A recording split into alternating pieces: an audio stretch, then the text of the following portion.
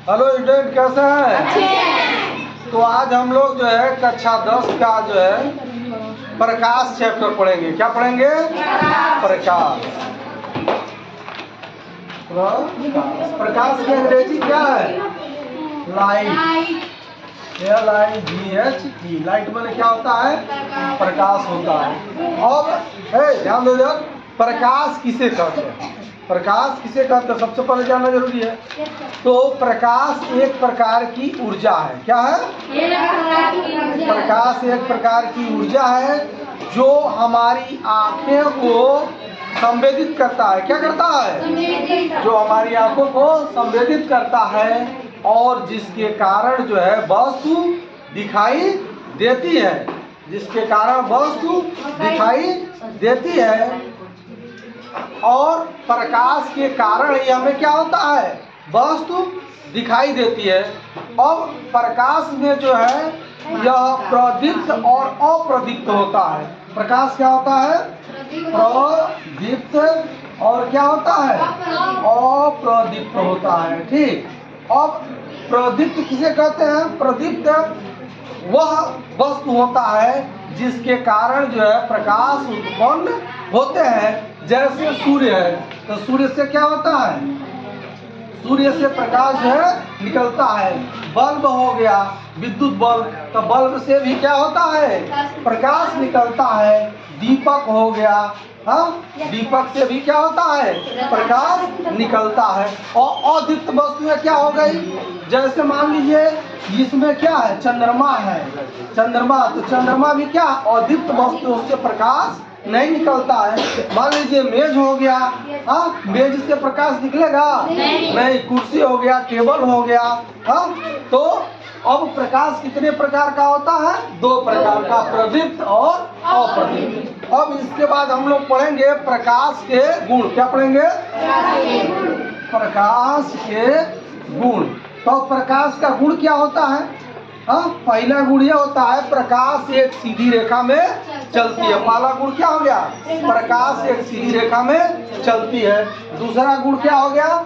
दूसरा गुण हो गया प्रकाश चिकने तल से क्या होता है? परावर्तित होता है। क्या होता है? चिकने तल से परावर्तित होता है। और तीसरा गुण है प्रकाश निर्वात में 3 × 10⁸ मीटर प्रति सेकंड की चाल से क्या होता है? चलता है। तीसरा गुण क्या है? निर्वात में प्रकाश 3 × 10⁸ मीटर पर सेकेंड के वेग से चलता है। ठीक। और चौथा गुण है प्रकाश जो है एक माध्यम से दूसरे माध्यम में जाता है। प्रकाश क्या होता है? एक माध्यम से दूसरे माध्यम में जाता है। जैसे मान लीजिए कांच है, शीशा है, तो शीशा में प्रकाश क्या होता है? एक इस पार से उस पार चला जाता है। जैसे वायु है, तो वायु में भी इस पार से उस पार प्रकाश चला जाता है। तो प्रकाश के यह गुणों के बारे में भी जानना है। अब प्रकाश में परावर्तन होता है और अपवर्तन होता है। ये गुण ये भी हो गया, प्रकाश का परावर्तन होता है, प्रकाश का अपवर्तन होता है। इस प्रकार प्रकाश का गुण पढ़ेंगे आप लोग। और इसमें आगे जो है अब प्रकाश का परावर्तन क्या होता है और प्रकाश का अपवर्तन क्या होता है, इसके बारे में बताया जाएगा। तो अब हम लोग प्रकाश का परावर्तन क्या पढ़ेंगे? प्रकाश का परावर्तन। तो प्रकाश का परावर्तन क्या है? जब प्रकाश किसी चिकने तल से टकराता है तो अपने माध्यम में वापस लौट जाता है। क्या लौटता है? अपने माध्यम में ही वापस लौटता है। तो उसको क्या कहेंगे? प्रकाश का परावर्तन कहेंगे। जैसे मान लीजिए कि यह जो है क्या है? दर्पण है। क्या है? यह दर्पण है, समतल दर्पण है। यम डैश क्या है? समतल दर्पण है। ठीक, दर्पण। ठीक, क्या है? समतल दर्पण है। आज इधर जो है मान लीजिए माध्यम इधर क्या है? वायु है। वायु है कि नहीं? वायु में यह दर्पण क्या कर दिया गया है? रखा गया है। आज जब इस पर प्रकाश की किरण यहाँ जाएगी तो यह किस माध्यम में है? वायु में है। किस माध्यम में है? वायु में है।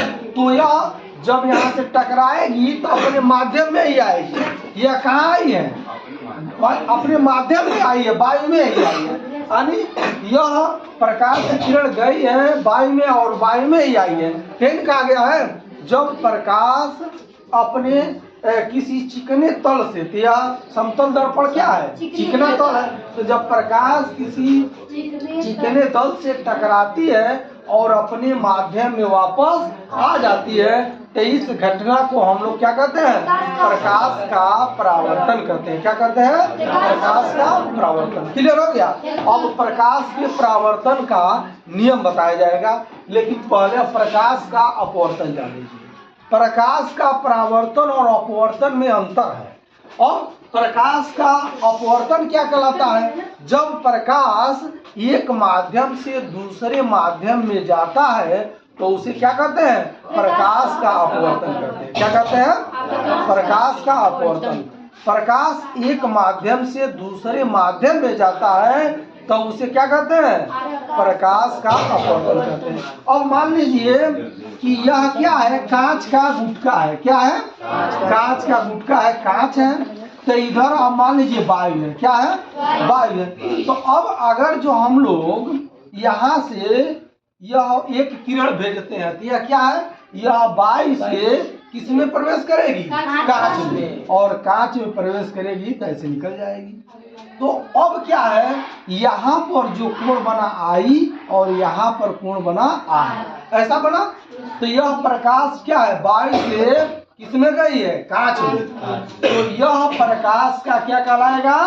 अपवर्तन कहलाएगा। क्या कहलाएगा? अपवर्तन। जब प्रकाश की किरण एक माध्यम से दूसरे माध्यम में जाती है तो उसे प्रकाश का क्या कहेंगे? अपवर्तन कहेंगे। और जब प्रकाश जो है किसी चिकने तल से टकराएगा और अपने ही माध्यम में वापस आएगा तो उसको हम लोग क्या कहेंगे? प्रकाश का परावर्तन कहेंगे। क्लियर हो गया?